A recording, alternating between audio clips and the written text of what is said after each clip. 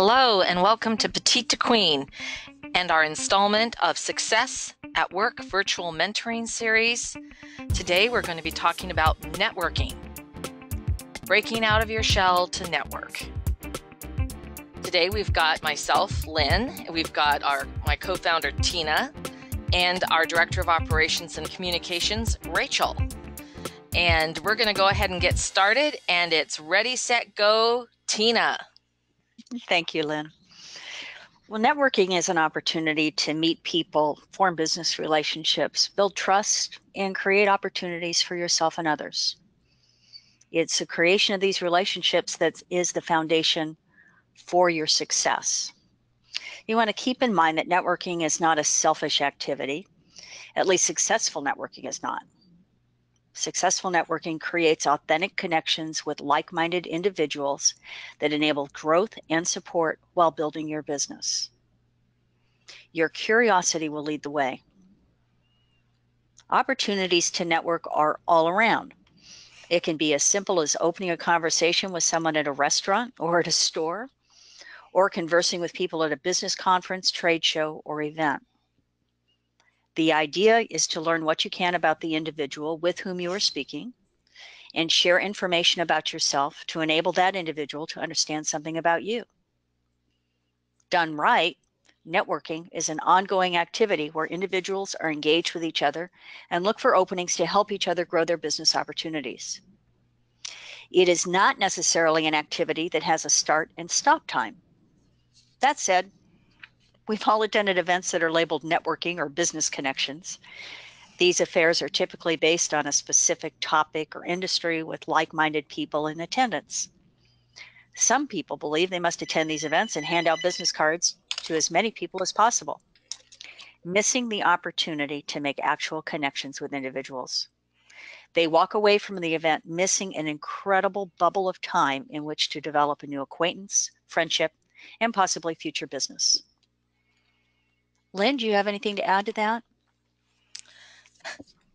No, I think that sounds really great. I do want to say that you've got to have a personal commitment to carve out that time and to make it a priority in your daily schedule. And my only other advice would be for those of you who are a little nervous about it, just take the plunge and get started. Rachel, how about you? Anything to add? No, I think you did a really wonderful introduction there, Tina, and I think any questions I might have should probably be addressed later on in this presentation. Okay, great. Well, why don't we move on then to the next slide. Knowing who to approach. The 5 W's, the who, what, where, when, and why of networking. I think we've covered the why. The why is to form relationships, recognize opportunities, and help one another to achieve success. The who can be determined by the person you want to meet or need to meet. If you are attending an event, you might want to research the members of the organization hosting the event, the leadership of the organization hosting the event, the attendee list of those that you will be seeing. Select a couple of people that look interesting and seek them out. Scary to some people, I understand.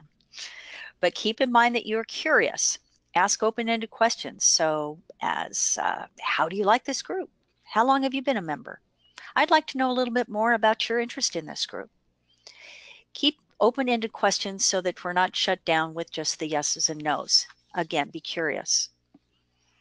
The what is certainly to expand your knowledge of the topic, the people within the group, and the opportunities for business. Again, with curiosity in the lead, simple conversation in a genuine, authentic fashion will open doors you didn't know existed. Certainly will help to break down barriers and way around obstacles that you otherwise might not have seen. The where and when is every day. Anytime you have an opportunity to interact with another human being is a cause to be curious and learn more about them. You might find that you run across another individual that may do well via an introduction through you. Now you have become a conduit of goodwill, and that goodwill may just come back your way in the future. Don't expect it, though. Be grateful for the ability and grace to bring others together. Lynn? Yep, very well said. And to your point, be genuine. You must be genuine, and that natural curiosity and that desire to get to know other people, on that individual basis is really what's going to carry you through to successful networking. Rachel? Yeah, I have a couple of questions. I'll ask them both, and then Tina, and Lynn, you can respond. So my first question / point is you're talking about the who to approach, and Tina, you mentioned the leaders at the event and who organized it and the guest list. My point is also, if you're shy like I am, a good place to start is anyone who seems particularly approachable, who just has a kind face that you think, I could approach that person. And I was wondering if that seems like good advice to you. And my second question is, sometimes opening up a conversation can be a bit difficult. And you mentioned being curious. I was wondering if you could offer a couple of canned questions that you just always have at your hand to start a conversation from which you can launch off and ask questions about their answers. Those are great questions, and you're right. The who does not have to be calculated as initially presented here. The who can certainly be when you walk into a room, you notice someone, and I think Lynn has shared this in previous conversations. She'll go up to somebody that's standing by themselves and strike up a conversation with that person. Somebody looks at you with smiles, and it's just an easy introduction. It's an easy way into the into the room. So you're right. It does not have to be so calculated as to seek out specific people. And if it's as easy as that, and again, from a curiosity standpoint, say, hey, do you know many people in this room? Have you been to a meeting like this before? What are they like? Hey, where can do you already have a seat? Do you already have somewhere? What is the protocol here? Hey, what brought you to this group? How was your day today? If it's an evening event. Hey, how was your day? My name's Rachel. Something open-ended, allowing the other person to give information back and just to start that conversation. Something as simple as that. Hey, are they serving coffee or tea? Do they have a cocktail stand around here? Where is that? Let's go get something.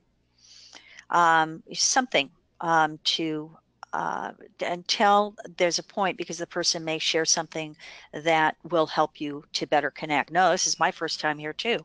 Well, great. Do you mind if we kind of butt around together and see, maybe we can learn a little bit together. And all that to me seems second nature. And I know that's not the easiest thing for some people to do. It's very difficult to break the ice, and can be very difficult. And it's why I think something as nonchalant as, how was your day today? I find myself here. I've never been to this meeting before. Wow, I hope I can meet some people, and hopefully that's a way to get a conversation started. Hey, wow, what a beautiful suit you have on. God, that's a great color. I don't know. I just think, is this your favorite color? Something simple that just wouldn't that be surprising, Rachel, if someone came up to you and said, wow, I really like that color on you. Right. I think that might kind of startle you and say, well, thank you. I don't think you'd then walk away from the person. Well, you might. I don't know. Depending on what's going on. But I think those are some great suggestions, Tina. Yeah. Thank you. Okay, great. Oh, you're welcome, Rachel. Lynn, do you have anything to add to that? No, I think that all that's good. And I don't know if there's really any kind of canned approach that you ever want to use. I mean, it's going to be based on what type of event. Is it a work business, networking, a conference, Chamber of Commerce meeting, whatever the type of event is, that you can certainly use that, what brought you to this event tonight. I mean, obviously, if it's at work or today, you could definitely ask, what department do you work in? And what does your job role entail? And get to know a little bit about what they do and what they do within the organization. So a lot of different, it's just, once again, let curiosity lead the way. All right, I'm going to move us forward to vertical and horizontal networking. And Tina, take it away. All right. So as we've been discussing, there are so many ways. There are so many ways to network. In just as many ways as there are to network, there are reasons to do so. So I think in terms of vertical networking and horizontal networking, regardless of vertical or horizontal, regardless, you will need to have a clear understanding of what your position is and be able to articulate that. Some people call it the elevator speech, something very succinct about you and why others might be interested in working with you and your company. It should not be complicated at all. It should be stated in a friendly, curious manner that enables curiosity on the part of the listener.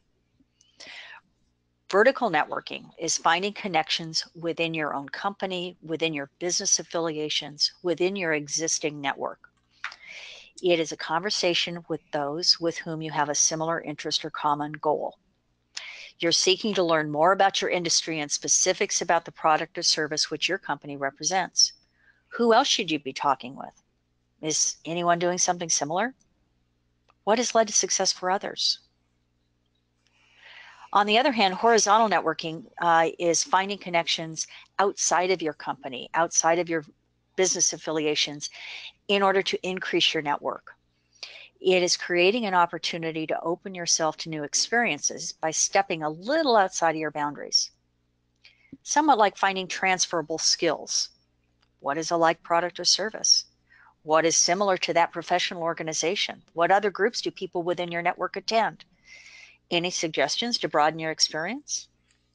You might find that this activity is where you can find opportunities to connect people within your existing network within these new engagements. Again, curiosity and thinking of helping others while you are helping yourself. Lynn? Absolutely. And there are surprising ways that you can network too, that you have to keep open. They're not always business related.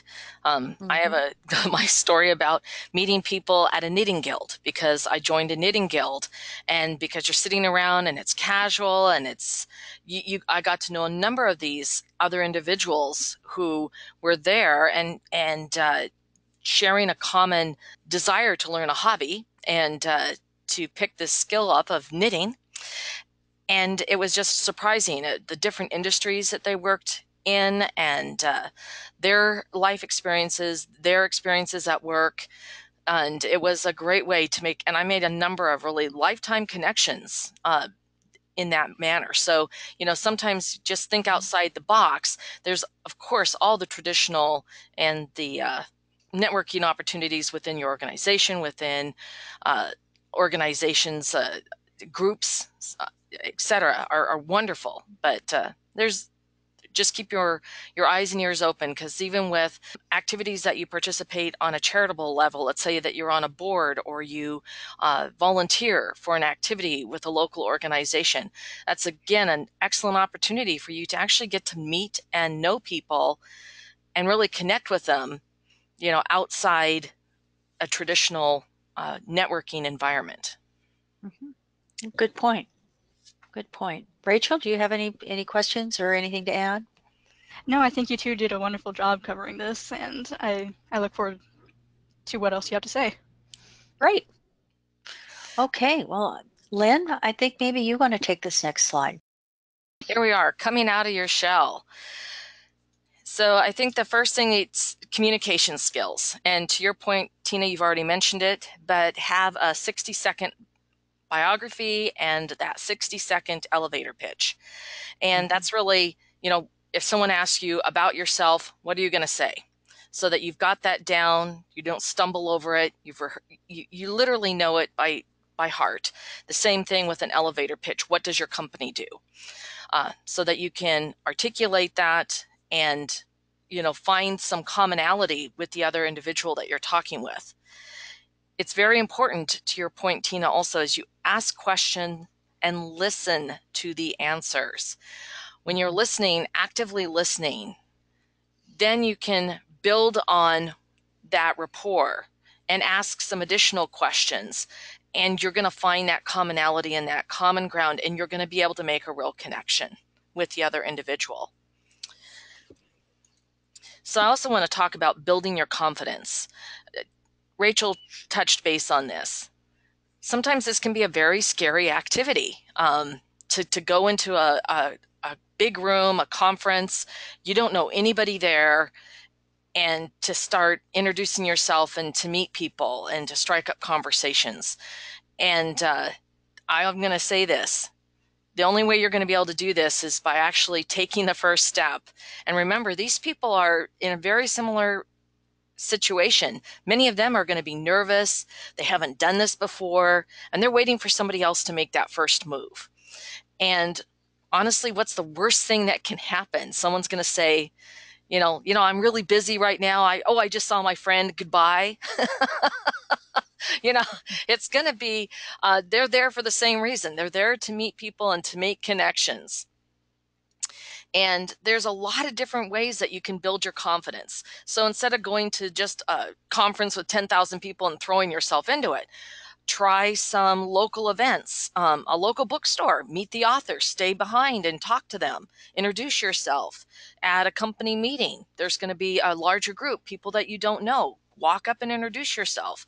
Ask them which department they work in and what their job role is. So there's a lot of ways that you can take these baby steps to get some practice. And that's really the next part of my rule is repetition, repetition, repetition. That practice makes perfect. The more you do this, the more comfortable you'll feel doing it and the more confidence that you will have so that it becomes second nature. And you really have to have that natural desire and curiosity to make genuine connections with other people. That's going to seal the deal. And remember, it doesn't have to be at a business event or a company event, a professional organization event. It can be volunteering for a big craft sale and you can help them organize the booths. There's so many different ways that you're going to make really genuine connections with these different individuals, and you're going to be surprised at where they work and what they do, and you're going to learn by just approaching them and having that conversation. I think that another key point is to walk up to the people that you don't know, sit next to someone that you don't know. If you do go to an event, you go to a luncheon, introduce yourself, sit down next to them, find out what they do. To Rachel's point, and Tina, you both said that I do this. I'll see someone who's standing alone and I'll walk up and introduce them. And if I've actually already been talking with a group, I'll invite them over to join the group. And then I introduce that person around to the group, letting them suddenly become part of a bigger conversation so that they're not the wallflower and they're not standing alone. And same thing, feel confident to join into a group. Come over to the edge, sort of stand, listen to what's going on, and then add, a comment that's pertinent to the conversation that moves it forward. So that's my advice for this. Tina, you have anything to add? I just have a couple of things, but that's all well said, Lynn. I go back to the beginning, which is, networking is not a selfish activity. Networking is really an opportunity to get to know others, have others get to know you, and build trust and friendships, and to be able to create opportunities for both yourself and for others. It really is not a selfish activity. If someone goes into a room and all they're doing is looking for the title on the name tag, or all they're doing is handing out business cards, everybody else is really missing an opportunity to connect. And the other is, I understand that it can be very difficult and disarming to walk into a room full of complete strangers and start a conversation. And both Lynn and Rachel, you hear me say often that when all else fails, act as if you know everybody in that room. Act as if you are a very comfortable, confident in doing this, that you do this all the time. Act as if, and sooner or later, the more you act as if, you will become that. Rachel, you have any thoughts? Yeah, I just have one clarifying question. Both Lynn and Tina, you have talked about your elevator speech to sort of be able to introduce yourself pretty quickly about who you are and what you do. And I just wanted to get a little bit more specific about that. How exactly do you craft that? What information should be in there? And should you practice it in a mirror, or will you sound too rehearsed? We need to know. Yeah, I Yes, actually, and all of the above. yeah, I mean, I definitely think practicing it is important, because then it's going to become more second nature and more natural. And that includes practicing in front of the mirror, just practicing it when you're in the car driving, however you need, practicing it with your family or friends so that you can repeat it. The key things is that, you got to keep in mind and time yourself. Is it 60 seconds or less? And how does it come across? You want to come across as genuine. You don't want it to come across, oh, well, I have this position and I graduated with this and I did this. You don't want to come across as if, as a braggart or anything else. So when you're talking about yourself personally, you want to be able to communicate sort of what you do and who you are. But at the same time, you want to make sure that you're presenting your best self and you're genuine about the information that you're presenting. And when you're going to have to just do some free flow, write it out, think about it, rehearse it a few times, time yourself, and you're going to need to spend a couple hours potentially writing out your elevator pitch. And the same thing with a company elevator pitch. Now, your company, the organization, may well have an elevator pitch that you can utilize. And that's a great way to strike up a conversation with your marketing or your sales group and ask them, what the elevator pitch is. Ask an executive, what's the company elevator pitch? And you'll find out what that information is, and you can just incorporate right along with the company messaging. Tina? I would agree with that, Lynn, particularly if you're representing an organization. And that is to ask other people, well, how do you introduce yourself? Well, is there a line that is always used when you're talking about this particular company? Is there a slogan or something that you can incorporate in it? It can also be something just as it can be a little whimsical too. Hi, I'm the eldest of three. I enjoy crossword puzzles and I love my dogs. I mean, but that's not what you meant. You meant, what do I do? And it just kind of breaks it up a little bit. And it also allows you to kind of focus on, because that's a little disarming too. People say, oh, wow, well, there's a sense of humor there. Okay. Does that help a little bit? Yeah, Rachel? I like that whimsical one there. Yeah. A little known fact about me is. Yes. All right. So, I'm going to take this next one on connection opportunities. So Tina has already, touched on them, but there's another whole arena out there in cyber world, which is LinkedIn and other organizations like LinkedIn, which are professional networking online sources. And then, of course, that social media side. When you're looking at from a business perspective, certainly LinkedIn is a very powerful tool. You should have a really strong LinkedIn profile. You should make regular updates to that profile. Once again, this is about carving out time. And LinkedIn is a tremendous way to stay in contact with people and to provide those types of professional updates. And it's also a great way to meet people that you are interested in meeting. Because even if you don't know them, if someone in your network knows them, you can still send them a LinkedIn message and ask them to become a connection so that you can become introduced to them and have a conversation. And it's really quite surprising that sometimes that I find that people will respond to a LinkedIn message and will be able to start a conversation, whereas I'm not getting anywhere when I phone them or email them. But they'll respond to a LinkedIn conversation once we're connected. So it's a tremendous tool, and it needs to align with who you are and with what you do and where your roadmap is and where you're going. So keep all that in mind.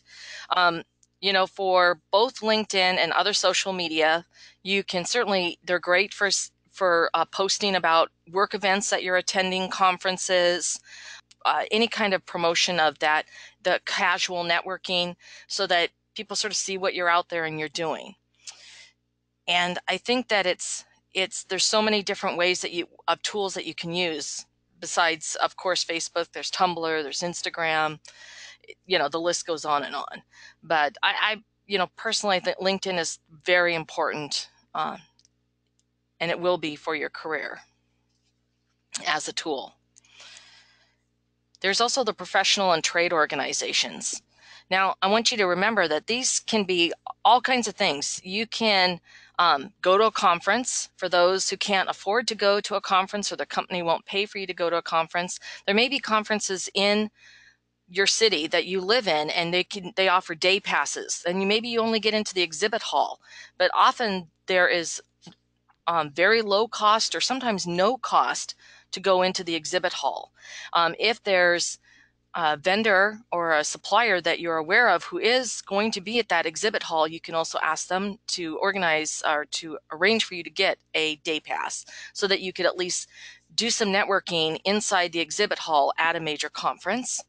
So that's a way that you can do that without investing a significant amount of money. Another great way is to, once again, to submit posts or articles within professional and trade organizations. You can find the organization that aligns with where, once again, what you're currently doing and down the road what your roadmap is, and participating in the conversations. They often have LinkedIn groups that you can join and then participate in those conversations. Those virtual conversations can be very valuable, both as a learning and, once again, as networking and really making some genuine connections to people and learning best practices, things that will really aid you in your career. So when you do attend conferences or events, I've got a couple of pieces of advice that are outside of knowing your elevator pitch, which we've all covered. I would say that, sit in front, make eye contact with those presenters, smile and nod, give them some great positive reinforcement. And afterwards, introduce yourself, and tell them what you liked about their presentation or the session that you attended. And it's just amazing the type of connectivity that you will have with those individuals when you do that. And often the people who are presenting at the conferences and presenting these sessions are leaders within your industry. And it's a tremendous opportunity for you to meet these people and to learn. So I think that the other thing that we have to think about when we're looking at those types of events is, remember, if you're not able to do something that's prohibitively expensive, there are other ways. There's LinkedIn local chapters for most cities that you can attend networking events. There's your Chamber of Commerce. You can attend those events to meet people. You can join different organizations that are charitable organizations that have a myriad of different people who are involved in those organizations that you'll get to meet and connect with. So there's so many different ways that you can connect with people at events. There's forums, workshops, panels, roundtables, and you really need to think about it as an investment in your career to attend these events and to branch out and meet people who do something, as Tina said, very different and a completely different line of work. And it's amazing what they may have to offer and share with you that will really give you a different insight on something that's going on in your work life right then and there, and a different way to look at it and sort of shake up your paradigm. So it's a tremendous opportunity to meet and connect with people. Tina, anything to add with that? I think that any opportunity we have to see another living human being is an opportunity to network. So I think that you're absolutely right. You want to take the time to watch your LinkedIn connections and keep in touch with them. And I'm not a Facebook person, but I understand that Facebook actually has a relevant industry groups within it, and that if you're a social media person and anymore these days, we should all have that in our quiver. That's certainly another area, but I think you've covered this very nicely, Lynn. Keep in mind that we're always learning, and we want to. It's not the quality of people that It's not the quantity of people that you know, it's the quality. And it's how you learn and build to trust relationships. Rachel? I think Lynn and you, Tina, did a really great job covering this. I really appreciate the special attention given to ways of connecting with people that aren't prohibitively expensive, because a lot of millennials or young people just starting out in their careers, they don't have that money to just be thrown around as much as we would like it. So I really appreciate that special attention. And different types of social media are good for different types of careers and business fields, because something like Tumblr or Instagram is really great for a more visual, like an art portfolio or marketing portfolio. And I think it's really good to look at all your options and see what's going to suit you best. I think that's really great to think in terms of the people that you're meeting and the people that you're connecting with, and those that you feel drawn to, asking them what other organizations, what other conferences, what other events they attend. And in that way, gives you an opportunity to perhaps blossom a little more and look at things that perhaps would not immediately come to mind. Yeah, absolutely. All right. Well, let's move on to nurture. And Tina, close us Bring out. it home. Yeah. Well, creating a strong network takes a lot of time and work. It is important to keep in touch with your network and keep the momentum in play. As we've mentioned earlier, networking should not be a selfish activity. While you are on the lookout for opportunities for yourself, keep in mind that referrals for and from your network makes the process a little easier. Keep fine-tuning your story, that elevator pitch, your story. Pick up the phone and call. Take a moment to write a note or send an email to check in.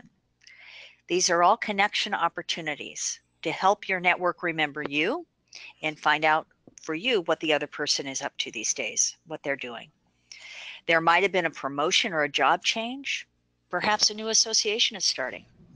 Remember that being a resource to others, to facilitate introductions, ideas, suggestions, all of those things allow you to become someone with whom others want to engage. Remember to say thank you when someone refers you or makes an introduction. Show your appreciation in a genuine fashion. Follow back with that person that made the original introduction. Bring it full circle and always ask the question, how may I help you? What can I do to be of help? Your next success story is just one person away. Lynn?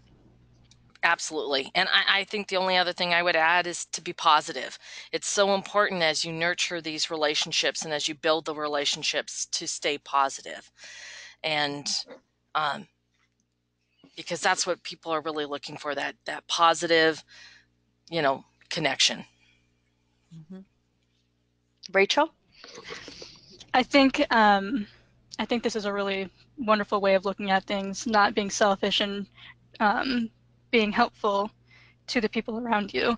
I know that a good way to maintain your network is something that Tina herself does, which is she's brave and she calls each person in her network once a year, is what I understand. Now, for some of us, phone calls can be a bit scary, so this is really, really impressive to me.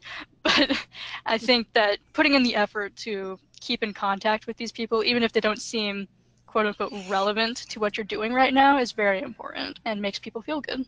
Mm-hmm. Well said. Absolutely. All right. Thank you to all our members and guests who joined us for this installment in the Success at Work virtual mentoring series, and for being part of the dialogue here at Petite to Queen. If you have a question or would like to suggest topics for discussion, please email us at jointheconversation@petitetoqueen.com.